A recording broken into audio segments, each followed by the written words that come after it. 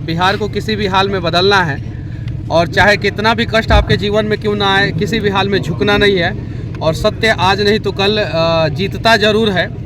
और यहाँ पे कुछ दिव्यांग जन आए थे लोग, उन लोगों से भी हम लोगों ने वादा किया है कि हम लोगों से जितना हो सकेगा हम लोग मदद करेंगे। लेकिन बिहार के हर एक दिव्यांग को अगर एक एक रुपया भी देना पड़े तो मनीष कश्यप अपने खाते से नहीं दे पाएगा या ये नहीं दे पाएंगे।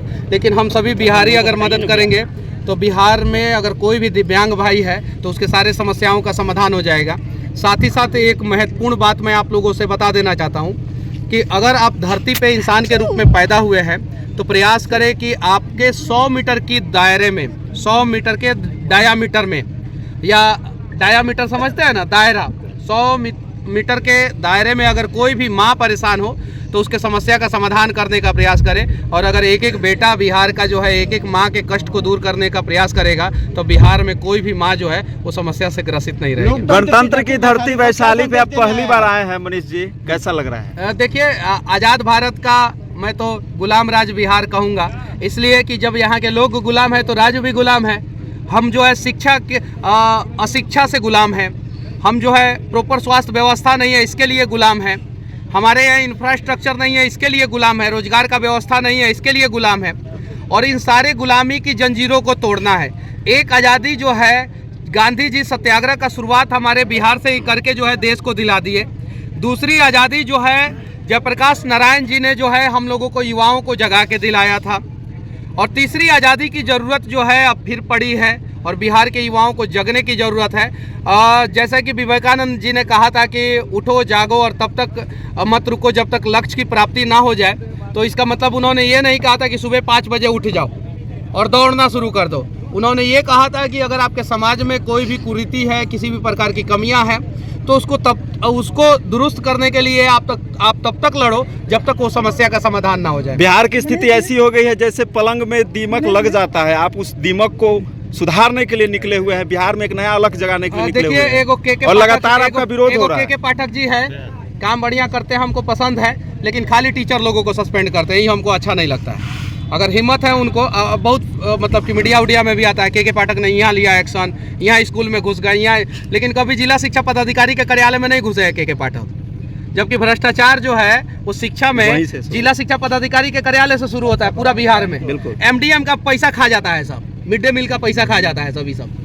कभी भी कोई सचिव जो है स्वास्थ्य विभाग का जो है ना, सुप्रिटेंडेंट को सस्पेंड नहीं किया। सुप्रिटेंडेंट मतलब समझते हैं, जो स्वास्थ्य विभाग का सदर अस्पताल का जो हेड होता है उस अधीक्षक को, सुप्रिटेंडेंट को नहीं सस्पेंड किया है। अब उन लोगों पे वार करने की जरूरत है।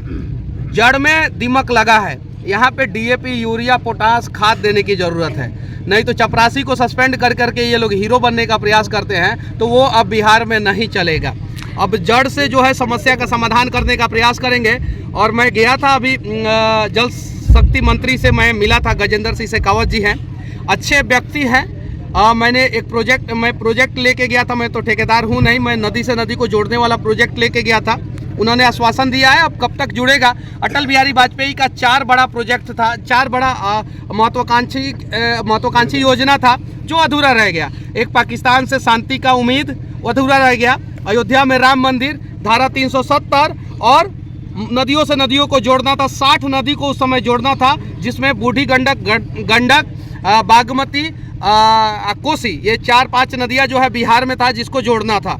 लेकिन वो राम मंदिर का निर्माण हो गया, उनका एक काम पूरा हो गया। धारा 370 हट गया, कश्मीर का समस्या का समाधान हो गया। पाकिस्तान जैसा कुकुर देश से हम शांति का उम्मीद नहीं कर सकते हैं, तो वो तो शायद कभी संभव नहीं हो सकता है। लेकिन उनका एक और काम अधूरा रह गया है, जो 2002 में उन्होंने प्रण लिया था कि नदी से नदी को जोड़ेंगे। तो उस नदी को नदी से जोड़ने का प्रयास जो है बिहार के नेताओं को जो है करना होगा। बिहार के सारे पक्ष और विपक्ष, तेजस्वी जी और नीतीश जी, दोनों आदमी जाकर नरेंद्र मोदी जी से मिले और कहें कि हमें 50,000 करोड़ रुपया दें और बिहार के नदी से नदी को जोड़ा जाए। लेकिन ये लोग राजनीति रोटी सेकेंगे। जिस दिन बिहार में नदी से नदी को जोड़ दिया जाएगा और 5 शहर को जो है नए तरीके से बसा दिया जाएगा, उस दिन बिहार में 50 लाख लोगों को रोजगार मिलेगा। अच्छा, मनीष कश्यप के बदलते हुए बयार, आंधी और बदलता हुआ बिहार और जिस कड़ी में युवा आपसे जुड़ रहे हैं और अगला CM के तौर पे आपको देख रहे हैं, इस पे क्या कर रहे हैं? देखिए, CM के तौर पे जो है आप मुझे देखें या ना देखें, लेकिन आपको जो है नया बिहार, उम्मीदों का बिहार और सपनों का बिहार को अपने आंखों से देखना होगा।